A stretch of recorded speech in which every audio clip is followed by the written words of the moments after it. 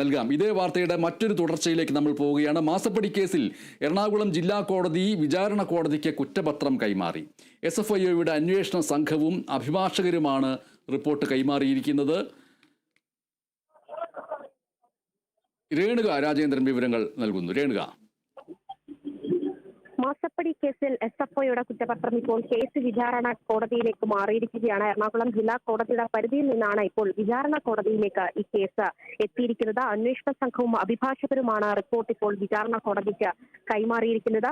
ഇതിന്റെ ഒരു നിയമവശം ശ്രദ്ധിക്കുകയാണെങ്കിൽ ഈ കുറ്റപത്രം സമർപ്പിച്ച രീതിയിൽ ഉറപ്പായും മുഖ്യമന്ത്രി പിണറായി വിജയന്റെ മകൾ വീണ ഈ കേസിലെ പ്രതി എന്ന രീതിയിലേക്ക് തന്നെ മാറിയിരിക്കുകയാണ്. ഉറപ്പായും ഈ കേസുമായി മുന്നോട്ട് പോകേണ്ടതുണ്ട്.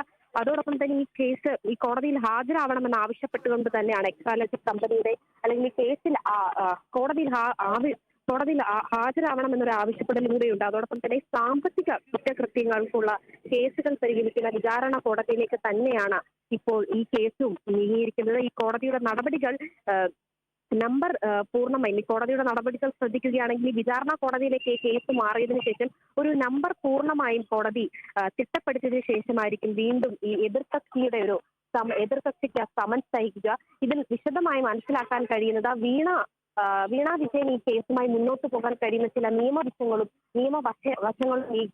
ഈ കേസിന്റെ ഭാഗമായിട്ടുണ്ടെന്ന് വേണം പറയാൻ. സമൻസ് നടപടിക്ക് സ്റ്റേ ആവശ്യപ്പെട്ടുകൊണ്ടും വീണ വിജയനും ഈ കേസുമായി മുന്നോട്ട് പോകാൻ കഴിയും. അതോടൊപ്പം തന്നെ കോടതിയിലേക്ക് വീണ വിജയന് ചില കാര്യങ്ങൾ ആവശ്യപ്പെടാൻ കഴിയും. തന്നെ ഈ കുറ്റപത്രം ഒഴിവാക്കണം അല്ലെങ്കിൽ കുറ്റപത്രം റദ്ദാക്കണമെന്ന ആവശ്യപ്പെടലുമായി വീണ വിജയനും കോടതിയെ സമീപിക്കാൻ കഴിയും. അങ്ങനെ രണ്ടു വശങ്ങളിൽ കൂടെ തന്നെയാണ് ഇപ്പോഴും ഈ മാസപ്പടി കേസ് പോയിക്കൊണ്ടിരിക്കുന്നത്. നിലവിൽ ഇപ്പോൾ വിചാരണ കോടതിയിലേക്ക് മാസപ്പടി കേസ് എത്തിയിട്ടുണ്ട്. ബനീഷ്, ശരി. മാസപ്പടി കേസിൽ എറണാകുളം ജില്ലാ കോടതി വിചാരണ കോടതിക്ക് കുറ്റപത്രം കൈമാറിയിരിക്കുന്നു.